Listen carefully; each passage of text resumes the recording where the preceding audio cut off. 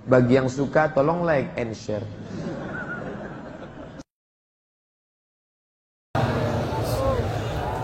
Kurang semangat. Assalamualaikum warahmatullahi wabarakatuh.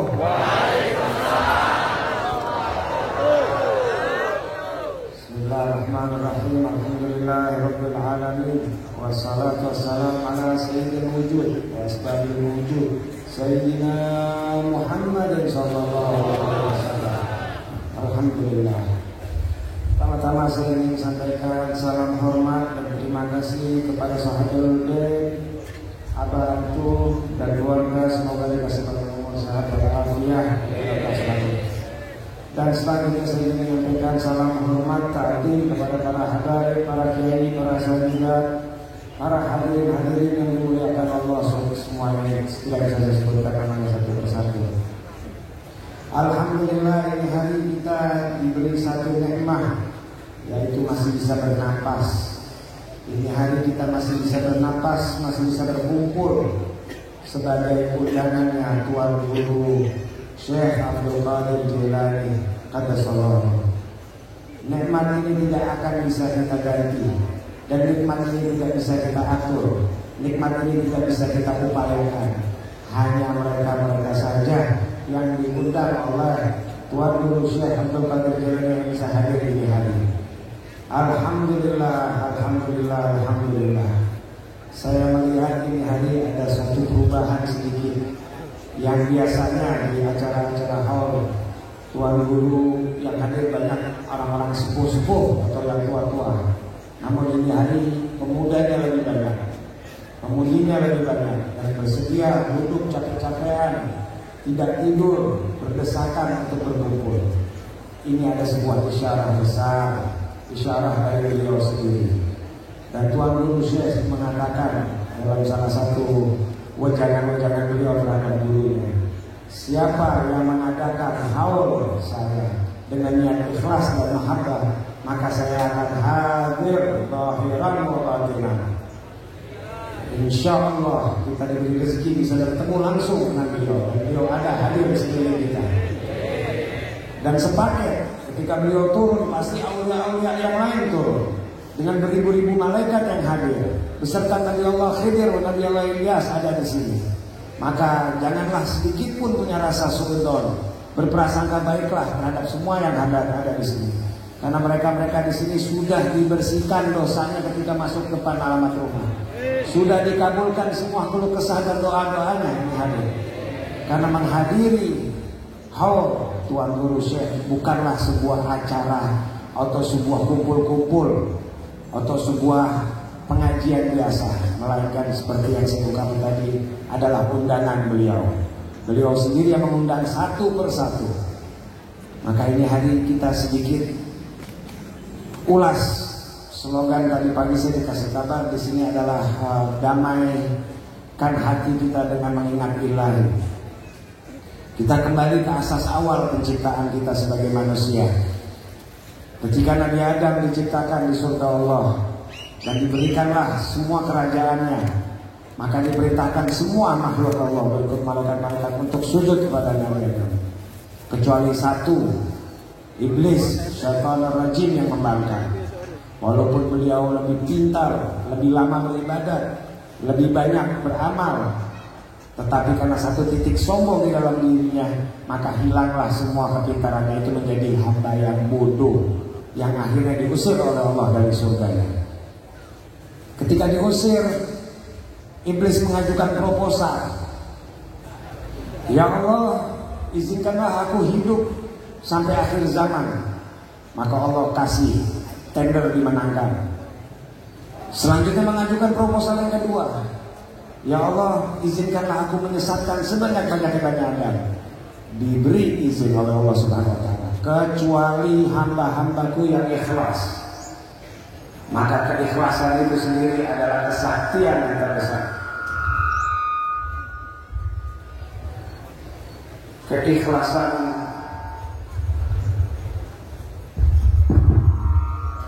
agak cempreng suaranya.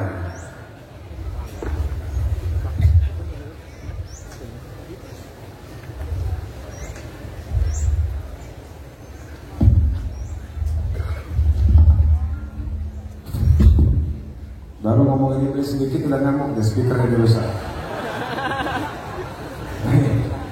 Alhamdulillah, alhamdulillah, alhamdulillah. Ikhlas artinya tulus. Kemarin kita duduk di rumah tamu dan bicara banyak, ngambek iblisnya. Jadi sempat kita membahas masalah negara kita ini hari, apa yang terjadi di Indonesia, apa yang kita lihat, negara yang terdekat dengan surga adalah Indonesia. Saya berani mau menyatakan satu sikap, mungkin ini salah, tapi insya Allah jauh dari kesalahan. Sebaik-baiknya makhluk dan makhluk yang paling dicintai oleh Allah Subhanahu Wa Taala adalah Kanjeng Nabi Muhammad SAW. Dan kalau boleh saya sampaikan juga, negara yang paling dicinta sama Allah adalah negara kita Indonesia. Karena negara kita negara yang penuh dengan wali, tidak ada sejengkal tanpa ada kuburan keramat. Mengapa? Karena di sini masuknya Islam tanpa penaklukan, melainkan dengan nur Muhammad SAW. Tuan Guru Syekh pernah mengajari salah satu muridnya, dan beliau bertanya pada muridnya, tahukah kamu apa yang pertama kali diciptakan oleh Allah Subhanahu Wa Taala? Maka muridnya menjawab, Nur Muhammad SAW. Sahih, katanya, benar. Tapi sebelum Nur Muhammad, apa yang diciptakan oleh Allah? Maka si murid bingung kalau pertanyaannya terlalu tinggi, katanya. Maka Tuan Guru menjelaskan bahwa pertama-tama yang Allah ciptakan adalah sebuah peti, dan di dalam peti itu ada cinta. Dari cinta itu diciptakan Nur Muhammad SAW. Maka untuk kita mencapai nur itu, kita harus bisa menghidupkan cinta dalam diri kita. Cinta itu apa? I love you. Nah, itu cinta monyet namanya.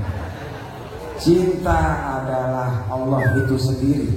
Bagaimana kita bisa mahabbah, mengadakan diri kita untuk tiada. Yang dulu sering dibahas, banyak anak muda-muda yang sering membaca bukunya Syekh Siti Jenar. Beliau seorang hebat, cuma alirannya dan ajarannya kalau kita tidak paham, salah paham, atau bahasa gaulnya gagal paham, kita malah cenderung sesat. Di situ ada namanya ajaran wahdatul wujud, penyatuan wujud. Di sini para ulama ahlul mukasyafah sepakat bahwa la laisa kamitslihi syai'an, tidak ada yang bisa menyerupai Allah. Allah tidak beruang dan waktu, tidak berbentuk. Jadi sangat mustahil ketika wujud manusia atau ciptaan bisa menyatu dengan sang pencipta. Tapi ada manunggal menyatu. Bagaimana menafsirkan itu? Adalah ketika kita menghilangkan diri kita, menghilangkan semua hasrat dan keinginan dan ego. Di situ kita tidak ada, yang maha ada hanya Allah Subhanahu Wa Taala. Maka ikhlas itu sendiri dibentuk dan dijadikan satu judul dari ayat Quran. Dan suratnya paling enak, paling sering kita baca, Qul huwallahu ahad. Itu adalah sumber utama ikhlas. Ketika kita mengatakan hanya Allah lah yang Maha Esa dan ketunggalannya Allah, tauhid, maka tidak bisa kita mencapai maqam ikhlas tanpa kita menghilangkan diri kita sendiri. Dan itu proses, dan itu dalam pembelajaran. Disitulah kita selalu membutuhkan bimbingan dan arahan dari guru-guru kita agar kita sangatnya tidak terputus, sangat menyambung sampai ke Rasulullah SAW. Tuan Guru Syekh Abdul Qadir Jailani telah membuat metode-metode. Beliau di umur 24 tahun sudah mencetak 300 buku lebih.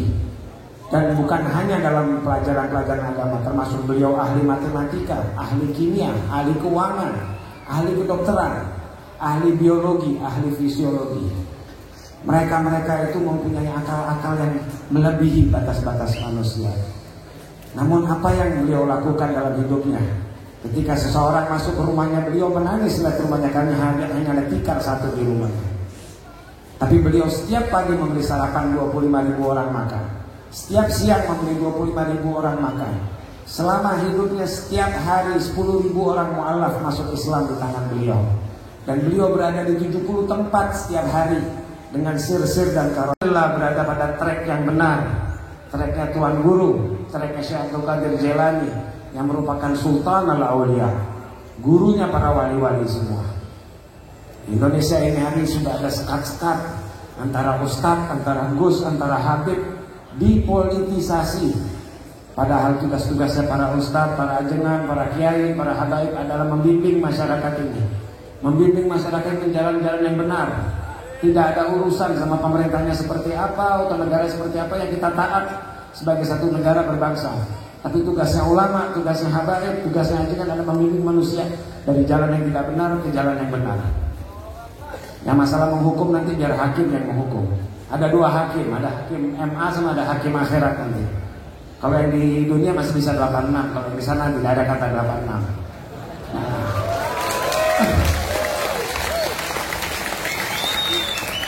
Sebenarnya ada kesalahan panitia sedikit. Saya itu diundang oleh Habib Yahya, disuruh main ke sini tanpa dikasih tahu kalau mau ada acara. Ternyata sampai di sini saya dijebak harus suruh ceramah. Dan saya bukan ahli ceramah, kebetulan tadi minta doanya Abato, minta doanya Habaib biar sedikit bisa cerewet, bisa ngomong apa adanya yang dari mulut saya keluar. Mohon maaf kalau ada kurang atau salahnya, semoga dimaafin. Dan mari kita bersama baca doa sedikit biar kita mendapatkan berkah dan pulang menjadi orang yang beda. Dan insya Allah tahun depan kita kumpul lagi di sini, kita ketemu lagi menjadi cerita yang besar yang berubah. Bismillahirrahmanirrahim. Allahumma lakal hamdu syukran wa lakal madhu fadlan wa anta rabbuna hajjan wa nahnu abidu darijan wa anta lam tazalu lidzalika ahlan. Allah ya muyassir kullu asir, ya jabir kullu kathir, ya sahir kullu farid, ya mughni kullu faqir, ya mudawwi kullu dha'if, ya mu'ammin kullu khaif, yassir alaina kullu yasir, fatayassir al-asir alayka yasir. Allahumma man la yahtajul baina tafasir, hajatuna ilayka kathir wa anta alim ya basir. Allahumma inni akhafu minka wa akhaf man yakhafu minka wa akhaf man la yakhafu minka. Allahumma bihaqqi man yakhafu minka najahna man akhafu minka bihurmati sayyidina Muhammadin sallallahu alaihi wasallam. Ahrisna bi'ilmika allati la tanam wa aknifna bikanafika allati la yuram warhamna biqadratika la fala tahrimna wa anta rajai ya arhamar rahimin. Wa sallallahu ala sayyidina Muhammadin wa ala ali sayyidina Muhammad al-Bashir nadhirus sirajul munir walhamdulillahi rabbil alamin. Bismillahil Fatihah. A'udzu billahi minasyaitonir rajim. Bismillahirrahmanirrahim. Alhamdulillahi maliki yaumiddin iyyaka na'budu wa iyyaka nasta'in ihdinas siratal mustaqim. Assalamualaikum warahmatullahi wabarakatuh.